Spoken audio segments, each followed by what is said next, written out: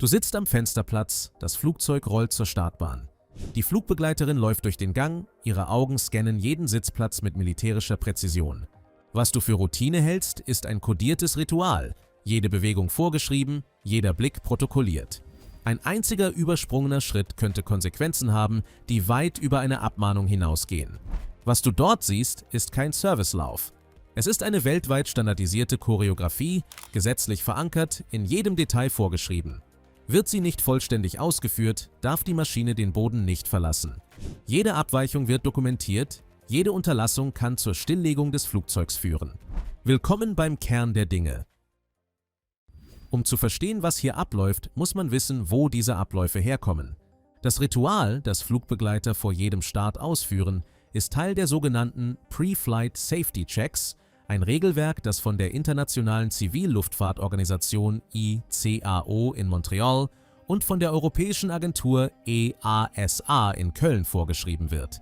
Jede Airline, von Lufthansa bis Emirates, muss diese Prozeduren in ihr Operations Manual übernehmen.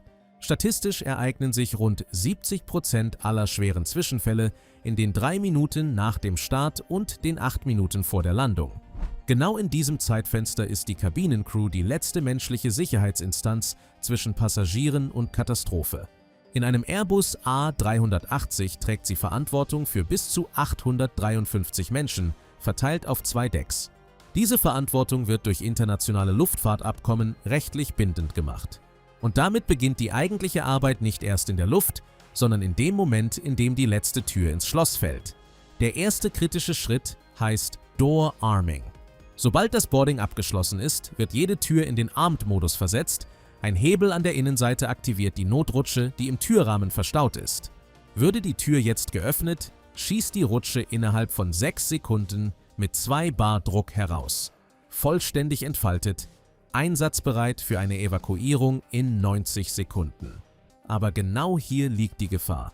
In der Luft steht eine Boeing 737 auf Reiseflughöhe unter einem Druckunterschied von rund 0,55 Bar zwischen Kabine und Außenwelt. Wird der Modus falsch gesetzt oder die Tür versehentlich entriegelt, kann sich die Rutsche explosionsartig entfalten und Menschen am Boden schwer verletzen. 1972 in Chicago wurde ein Bodenmitarbeiter durch eine versehentlich ausgelöste Rutsche getötet, ein Fall, der die heutige Cross-Check-Pflicht mitbegründete. Deshalb führen 2 Flugbegleiter den Vorgang nie allein durch. Sie zeigen sich gegenseitig mit einer vorgeschriebenen Handgeste, dass ihre Tür armed ist, dann bestätigt der Senior Cabin Crew Member per Interphone: Cabin Crew, Doors on Automatic, Cross-Check completed. Keine Improvisation, keine Variation im Wortlaut. Jede Abweichung vom Protokoll wird im Flugbericht festgehalten und kann disziplinarische Folgen haben. Nach der Landung passiert dasselbe in umgekehrter Reihenfolge, wird das Disarming vergessen, öffnet der Bodenmitarbeiter die Tür und löst die Rutsche aus. Eine ungeplante Auslösung kostet die Airline zwischen 20.000 und 50.000 Euro und führt zu Verspätungen von mehreren Stunden. Damit ist die Tür gesichert, aber dahinter wartet die eigentliche Bühne. Jetzt beginnt der Kabinendurchgang. Die Flugbegleiter gehen von vorne nach hinten durch jede Reihe, nicht zufällig, sondern nach einem Muster, das jeden Sitzplatz, jedes Fach und jeden Gurt erfasst. Sie prüfen, ob die Rückenlehne in aufrechter Position ist, ob der Tisch eingeklappt und verriegelt wurde, ob der Sicherheitsgurt sichtbar geschlossen ist und ob das Handgepäck vollständig unter dem Vordersitz oder im Gepäckfach verstaut wurde. Der Grund dafür ist Physik. Bei einer Notbremsung mit 1,5 G Verzögerung wird ein 2 Kilogramm schwerer Laptop zu einem Geschoss mit 3 Kilogramm Aufprallkraft. Bei plötzlichen Turbulenzen, wie sie 2024 auf einem Singapore Airlines Flug über Myanmar auftraten und einen Passagier das Leben kosteten, beschleunigen lose Objekte auf das Vielfache ihres Gewichts. Deshalb darf nichts ungesichert sein. Parallel scannt die Crew nach Passagieren mit eingeschränkter Mobilität, mit Säuglingen oder mit medizinischen Hilfsmitteln. Diese Personen werden auf einer Karte vermerkt, dem sogenannten Special Categories of Passengers.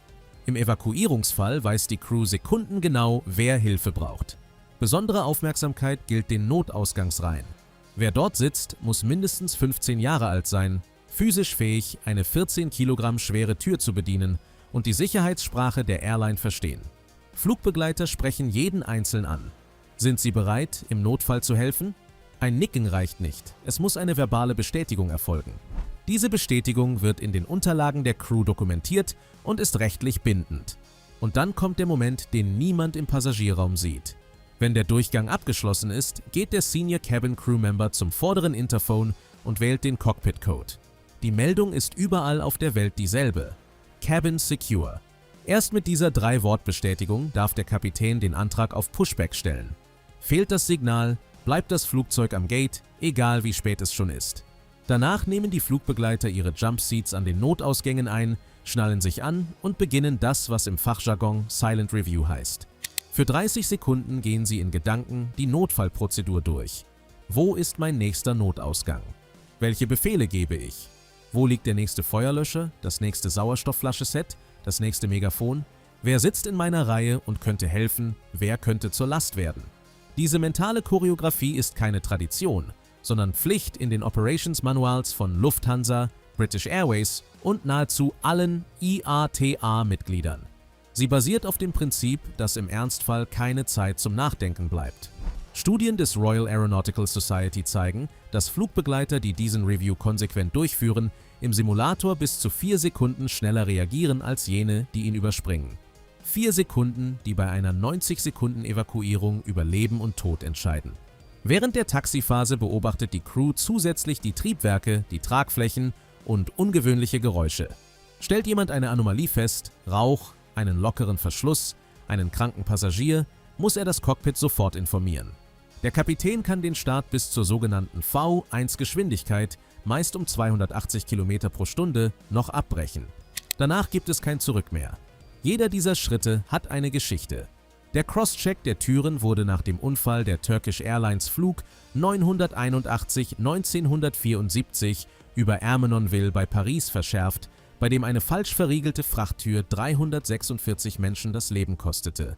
Die Silent Review wurde nach der Untersuchung des Manchester Brands 1985 verbindlich eingeführt, als 55 Passagiere starben, weil die Evakuierung 30 Sekunden zu spät begann. Das verbindliche Briefing der Notausgangspassagiere geht auf den Hudson-Notlandung von 2009 zurück, bei der Kapitän Sullenberger 155 Menschen rettete. Auch weil die Crew vorher gewusst hatte, wer helfen kann. Flugbegleiter trainieren diese Abläufe mindestens einmal jährlich im Simulator, oft in Cabin-Mockups bei Lufthansa in Frankfurt oder bei der EASA-zertifizierten Akademie in Wien. Sie löschen reale Brände, evakuieren in Rauch, springen Notrutschen hinunter. Jedes Training wird protokolliert und muss bestanden werden, bevor die Crew wieder fliegen darf. Was du beim Boarding als freundliches Lächeln wahrnimmst, ist die Oberfläche von hunderten Stunden Training. 3 Bausteine tragen also jeden Start: die Armed Tür, der lückenlose Kabinendurchgang, das gesprochene Cabin Secure. Erst wenn dieser Dreiklang vollständig ist, hebt das Flugzeug ab.